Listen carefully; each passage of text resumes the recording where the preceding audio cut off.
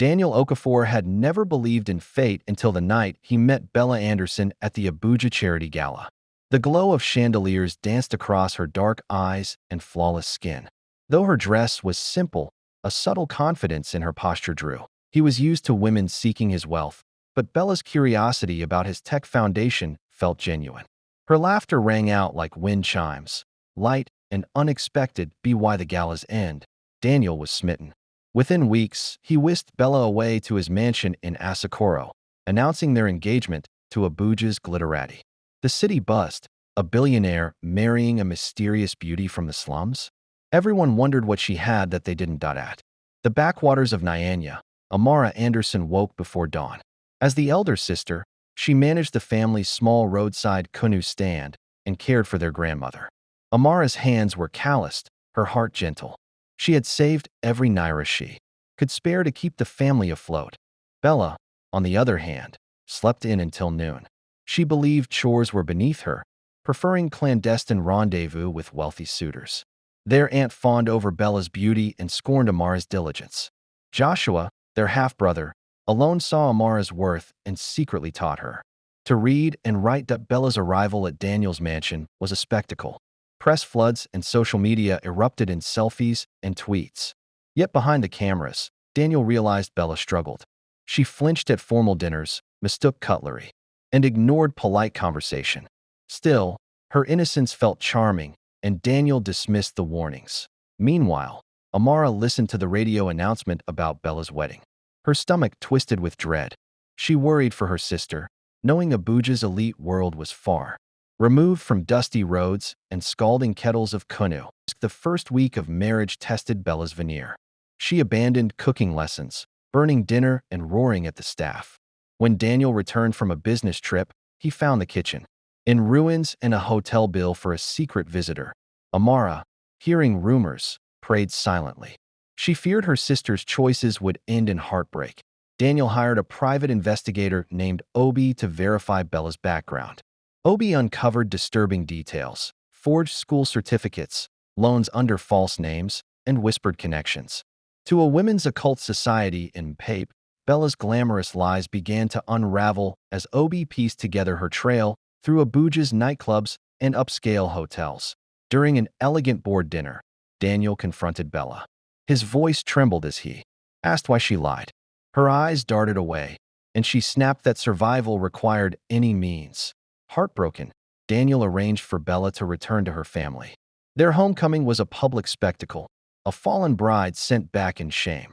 With Bella gone, Daniel noticed Amara. He encountered her selling canoe on a sweltering afternoon.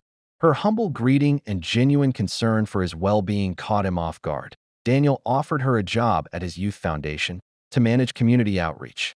Amara accepted with quiet gratitude. As Amara settled into her role, she showed integrity and intelligence.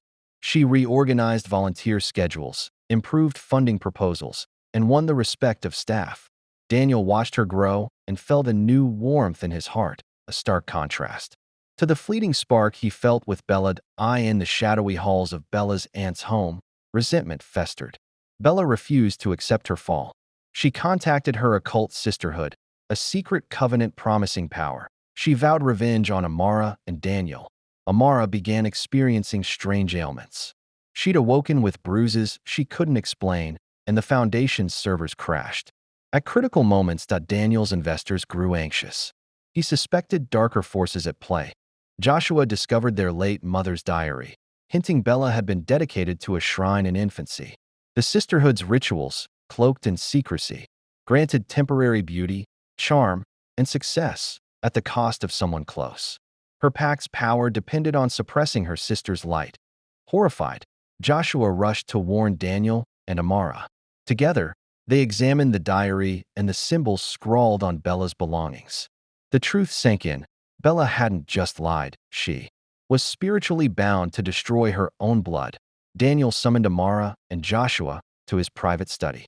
They laid out everything: the diary, Bella's occult ties, and Obi's investigations. Amara struggled to believe her own sister could wish her harm. But the bruises, the attacks, and the nightmares told another story. Together, they resolved to break the sisterhood's hold. Joshua mentioned a powerful priestess living in Kubwa, one who had once broken a similar pact. It was risky, but Amara agreed. If my soul is in danger, she whispered, I need to fight. The journey to Kubwa was tense. Mama Igioma's compound was filled with old bones, herbs, and silence. She welcomed them with piercing eyes and said, one of you carries a scent of betrayal. Her voice echoed, ancient and firm. She demanded 3 things: truth, sacrifice, and humility. Amara confessed her fears. Daniel promised to protect her. Mama Igioma agreed to begin the ritual, warning, once started, none of you can turn back. Amara sat in the center of a fire circle. Mama Igioma chanted incantations as smoke rose. Around them, Amara's body convulsed as visions of Bella, snakes, and burning paper flooded her mind. The priestess sprinkled ash on her forehead and said, the girl who cursed you is still connected. To sever it, you must rise above her darkness. Amara collapsed, exhausted, but free of pain, at least for now. Far away, Bella jolted awake with blood pouring from her nose. Her skin lost its glow, her lips turned dry. The mirror showed her decaying image. She screamed and called the sisterhood in desperation. They demanded she fulfill her vow. Destroy Amara, their leader warned, or your beauty, womb, and memory will rot together. Desperate, Bella agreed. Her final vow, to ruin her sister completely. Amara returned to the foundation, spiritually armed but physically weak. Daniel tightened security around her. She resumed her role, slowly regaining strength and respect. Together, they launched a campaign for girl-child education across Abuja, but something was wrong. The foundation's data kept getting leaked. Funding proposals disappeared. Daniel suspected someone on the inside had been bought by Bella, Obi. Combed through the foundation's IT systems. He found spyware linking back to Bella's aunt's house. A break-in uncovered a ritual altar with photos of Amara and Daniel, soaked in palm oil and dried blood. They sent evidence to the police, but it mysteriously disappeared from the system. Daniel realized this war wasn't just physical, it was spiritual, technological, and psychological. One morning, fake nude photos of Amara circulated online. They trended on social media with headlines claiming she seduced Daniel for fame. Donors began withdrawing support. Amara locked herself in a dark room, humiliated and heartbroken, but Daniel called a press conference. He publicly declared his faith in Amara, exposed the photos as fabricated, and denounced all spiritual and societal attempts to silence her. The media exploded. Bella was summoned to a sacred sisterhood chamber. Her beauty had faded. Her tongue stuttered. The leader smeared red powder across her face and whispered, you have one final task, bring down Daniel, or be forgotten even by your own spirit. Bella pleaded for time, but the sisterhood was losing patience. Sacrifice your sister in blood, they warned, or you'll wither. Daniel and Amara traveled to Zuba for a girls' coding boot camp. On the way back, their car brakes failed. The vehicle veered off the road and crashed. Thankfully, they survived, but Daniel's arm was fractured and Amara left shaken. Investigators found evidence of tampering. This was no accident. Daniel swore to Amara that he would end the darkness and protect her with everything he had left. That a Foundation staff member named Zainab was caught sneaking into Daniel's office after hours.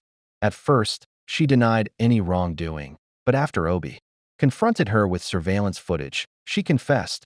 Bella had been paying her monthly to leak documents and sabotage Amara's projects. Zainab also revealed Bella's final plan, to crash the upcoming fundraising gala and publicly disgrace Amara with a forged video proving an affair with a foreign investor. With time running out, Daniel and Obi devised a counter trap. The gala arrived. Amara wore a simple, elegant green gown. Guests from across Nigeria's elite circles gathered. Meanwhile, Obi and security agents waited silently for Bella to appear. She slipped in, dressed as a server, and carried a hidden USB stick with the forged video. Just as Bella approached the media booth to upload the scandalous footage, she was surrounded by security. Cameras captured her arrest. Daniel addressed the guests. This is what happens when truth is targeted by darkness. Thunderous applause followed. That night, Bella was taken to the sisterhood's inner sanctum. The elders were furious.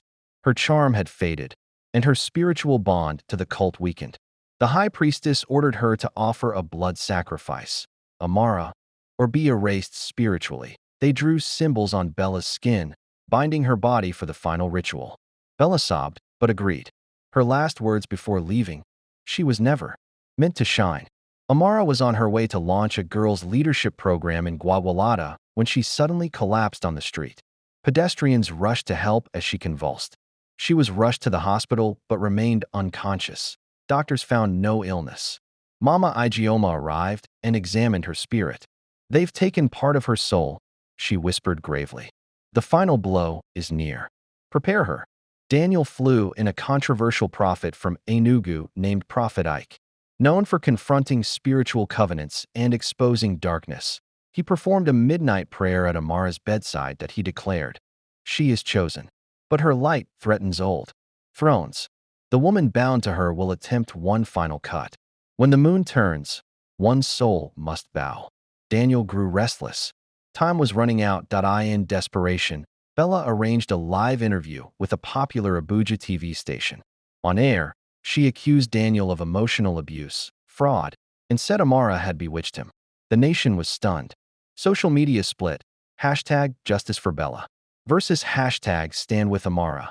But Obi released never-before-seen recordings and documents proving Bella's manipulations. The lies collapsed in real time. Viewers watched as Bella's voice broke and her eyes darkened. She was escorted out of the studio in shame. Back at the sisterhood's shrine, Bella was cast out. Her beauty faded completely. Her skin dulled, lips cracked, hair fell. Her mind began slipping. The high priestess spat. "You broke the vow.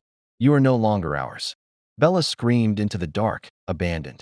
She wandered the streets of Abuja, with no money, no home, and no memory of who she once was. A queen dethroned.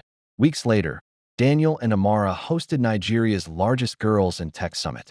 Thousands of girls from rural areas attended. Amara gave a heartfelt speech. "Your background doesn't limit your future. Don't let anyone bury your light."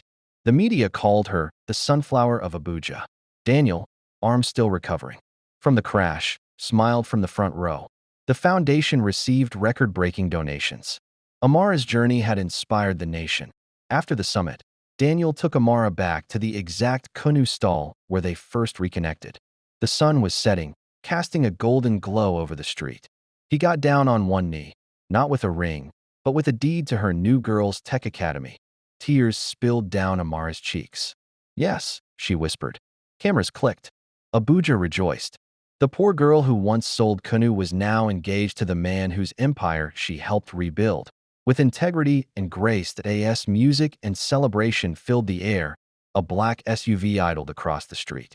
Inside, a young woman in all white watched silently, a new sisterhood sigil glowing faintly around her neck.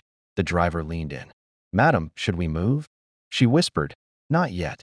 Let them celebrate." But soon, the game begins again. The engine roared softly, and they disappeared into the night.